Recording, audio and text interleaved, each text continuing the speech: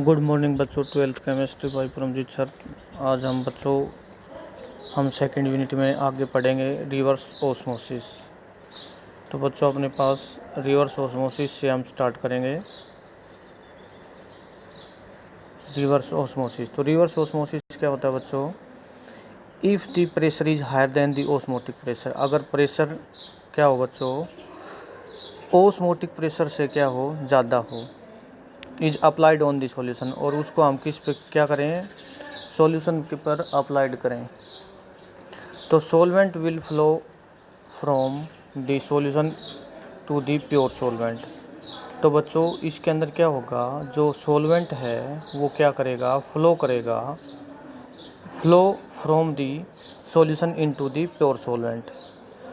तो इसके अंदर जो सॉल्वेंट है बच्चों वो फ्लो करेगा किससे, flow from the solution into the pure solution से प्योर सॉल्वेंट के अंदर, थ्रू सेमी परमेबल मेम्ब्रेन्स, और सेमी परमेबल मेम्ब्रेन्स के द्वारा। तो इस प्रोसेस को हम क्या बोलेंगे, रिवर्स ऑस्मोसिस। तो ये अपने पास बच्चों इसके अंदर क्या होता है, रिवर्स ऑस्मोसिस होता है। जैसे फॉर एग्जांपल बच्चों अपने पास एक साल्ट, अपने पास सॉल्यूशन है और बीच में हमने सेमी परमेबल मेम्ब्रेन्स लगा दी। अगर प्रेशर हायर होगा तो सेमी परमेबल मेम्ब्रेन्स में से प्योर सॉल्वेंट उसमें से क्या हो जाएगा, पास हो जाएगा। इसके बाद इसका बच्चों आता है एप्लीकेशन। तो एप्लीकेशन इसके अंदर दे रखा है, important application of the reverse osmosis in the desalination of sea water, यानी जो सी वाटर होता है उसको प्योर बनाना, यानी उसमें से नमक को रिमूव करना। The remove of the salt from the sea water on the applying the pressure greater than the osmotic pressure. तो बच्चों इसके अंदर सेम वही प्रोसेस है, बीच के अंदर जैसे इसमें ये सेमी परमेबल मेम्ब्रेन्स होती है, साल्ट वाटर होता है, इधर प्योर वाटर जाएगा। जब इधर से ये पिस्टन लगा रखे है, इधर प्रेशर ज़्यादा होगा तो प्योर वाटर इधर निकल जाएगा। ठीक है बच्चों, तो pure water can be made to flow through the semi permeable membranes, this water can be use for the drinking purpose. तो ड्रिंकिंग पर्पज़ के लिए इसको क्या किया जाता है, यूज किया जाता है। उसके बाद बच्चों इसमें आता है diffusion, the spontaneous mixing of the particle of the solute and solvent to the form a homogeneous mixture is called the diffusion. देखो बच्चों इसके अंदर क्या होता है, जो पार्टिकल होते हैं सॉल्यूट और सॉल्वेंट के, वो क्या होता है, एक स्पॉन्टेनियस इसके अंदर क्या होता है, मिक्सिंग होती है, यानी दोनों बिल्कुल क्या होते हैं, मिक्स हो जाते हैं, और ये कैसा सॉल्यूशन बनेगा, होमोजीनियस मिक्सचर बनता है, जिसको हम क्या बोलते हैं, डिफ्यूजन बोलते हैं। जैसे फॉर एग्जांपल बच्चों, जैसे हमने एक बीकर के अंदर एक ड्रॉप इंक की डाल दी और वो पूरी तरह से उसमें क्या हो जाती है, डिफ्यूज हो जाती है। उसके बाद अपने पास जो नेक्स्ट टॉपिक है, osmotic pressure, the minimum excess pressure that has been applied to the solution to prevent the entry of the solvent into the solution through the semi permeable membranes. बहुत ही सिंपल सा topic है बच्चों। Osmotic pressure का हमने ये बताना है कि हम इतना मिनिमम अमाउंट में प्रेशर अप्लाई करेंगे कि सॉल्यूशन में से जो सॉल्वेंट फ्लो होता है सेमी परमेबल मेम्ब्रेन्स के थ्रू, वो क्या हो जाए, उसकी एंट्री क्या हो जाए, बंद हो जाए। तो उसको हम क्या बोलेंगे, osmotic pressure. Expression for the osmotic pressure, देखो बच्चों ऑस्मोटिक प्रेशर को हम रिप्रेजेंट करते हैं किससे, पाई से। तो osmotic pressure pi of the solution is directly proportional to the molar concentration C of the solution and its temperature. तो देखो बच्चों ये अपने पास जो ऑस्मोटिक प्रेशर होता है पाई से रिप्रेजेंट किया, डायरेक्टली प्रोपोर्शनल होता है कि इसके जो हम कंसंट्रेशन लेते हैं सॉल्यूशन के उसके ऊपर डिपेंड करेगा, और एंड इट्स टेम्परेचर। तो ये हमने दे दिया है नीचे, पाई डायरेक्टली प्रोपोर्शनल टू कंसंट्रेशन, और ये पाई डायरेक्टली प्रोपोर्शनल टेम्परेचर। तो पाई इक्वल टू क्या हो जाएगा, डायरेक्टली प्रोपोर्शनल टू ct, और पाई इक्वल टू हम इसको लिख सकते हैं, डायरेक्टली प्रोपोर्शनल को हटा के ना इक्वल टू का जब निशान लगाएंगे तो अपने पास आ जाएगा RCT। आर क्या है, यहाँ पे गैस कांस्टेंट होता है, तो ये हम इसके अंदर बता सकते हैं बच्चों। उसके बाद इसमें देखो बच्चों आगे जब हम इसमें करेंगे, बट कंसंट्रेशन क्या होता है, नंबर ऑफ मोल्स अपॉन, यानी n अपॉन में v, n यहाँ पे क्या है, number of moles of solute, v क्या है यहाँ पे, volume.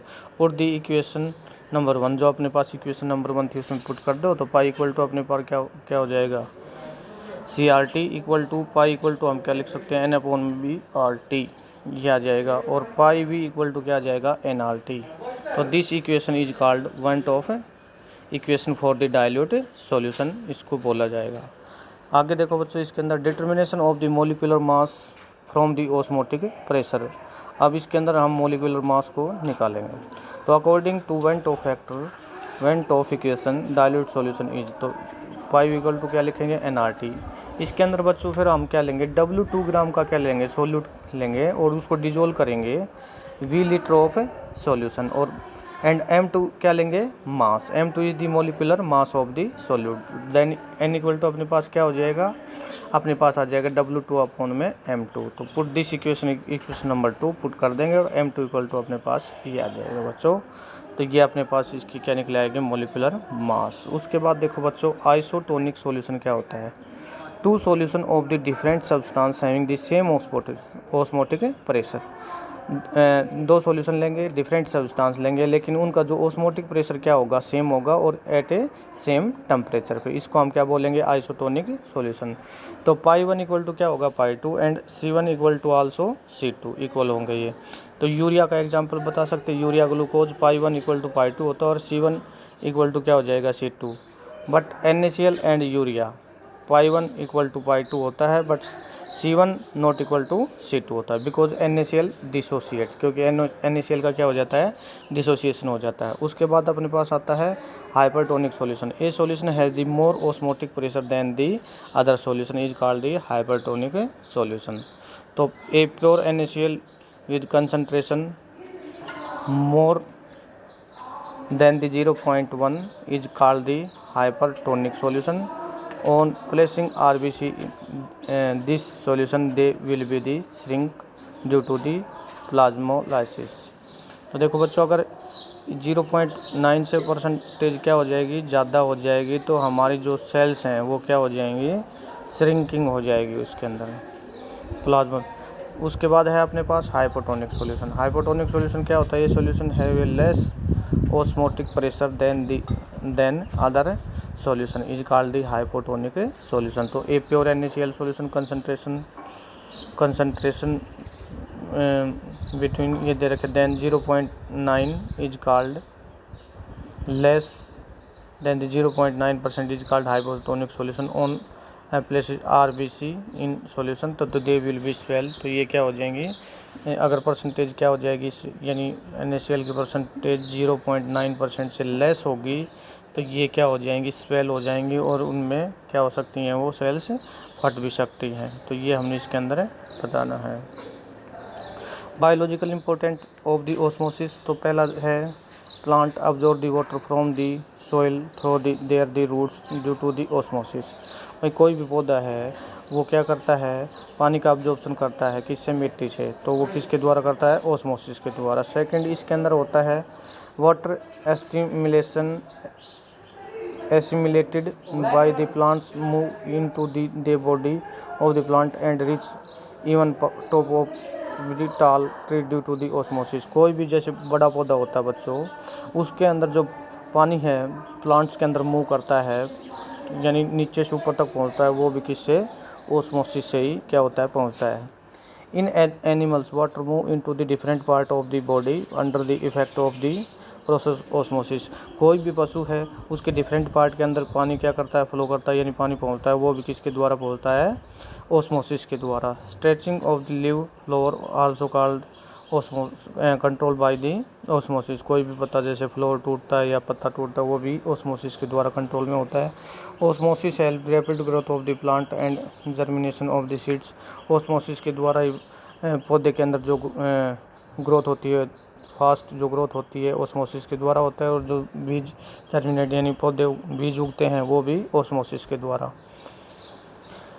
Different moment of the plant such as a opening and closing the flower etcetera are control by the osmosis. जैसे कोई भी पत्ता है, यही फूल है, वो क्लोज होता है या ओपन होता है, वो भी ऑस्मोसिस के द्वारा ही होता है। Bursting of red blood cells when the placed in water also due to the osmosis. जैसे रेड ब्लड सेल्स होती हैं, उनमें यानी सेल्स क्या हो जाती हैं, ब्रस्ट हो जाती हैं, यानी टूट जाती है, वो भी किसके द्वारा, ऑस्मोसिस के द्वारा। आगे जो अपने पास जो टॉपिक है, elevation of the boiling point. तो एलिवेशन ऑफ बॉइलिंग पॉइंट क्या आता है, boiling point of a liquid the temperature at which the vapour pressure of the liquid equal to the atmospheric pressure. तो बॉइलिंग पॉइंट क्या होता है बच्चों, जब लिक्विड का जो जिस टेम्परेचर के ऊपर लिक्विड का जो वेपर प्रेशर है वो इक्वल हो जाएगा इसके और एटमॉस्फेरिक प्रेशर के, तो उसको हम क्या बोलेंगे, यानी boiling point of water. When a non volatile solid adding a liquid it's vapour pressure decrease. तो नॉन वोलेटाइल को लेंगे तो उसका क्या हो जाएगा, वेपर प्रेशर डिक्रीज हो जाएगा। उसके बाद इसमें देखो बच्चों अपने पास बॉइलिंग पॉइंट इक्वल टू 1 में वेपर प्रेशर। दस the boiling point of the solution containing a non volatile solid elevated increase. अगर बच्चों हम सीधी सी बात है नॉन वोलेटाइल सॉलिड को ऐड करेंगे तो क्या हो जाएगा, वेपर प्रेशर क्या होता है, डिक्रीज होता है। और इसके अंदर देखो बॉइलिंग पॉइंट क्या हो जाएगा, इंक्रीज हो जाएगा।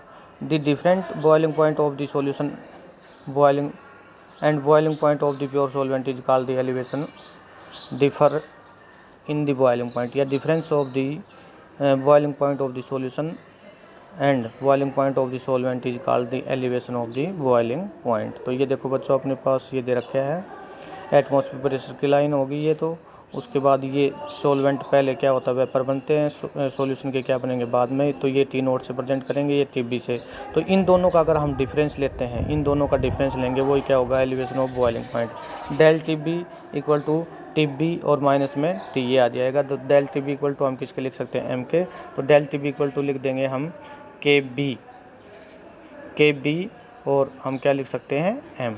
तो ये अपने पास किसके बराबर आ जाएगा, T B minus T naught, ये के बी के बराबर लेंगे, where K B the molar boiling point और boiling point of the elevation constant या इब्लियोस्कोपिक कांस्टेंट इसको बोलते हैं। The unit of the K B is K G mole inverse होता है। के यहाँ पे क्या है, के इज कॉल्ड डिग्री और K B is defined as the elevation of boiling point when the molarity of the solution unity. तो के बी यहाँ पे क्या है, के बी को अगर हमने डिफाइन करना है तो K B is defined as the elevation of boiling point when the molarity of solution क्या होगी, यूनिटी होगी।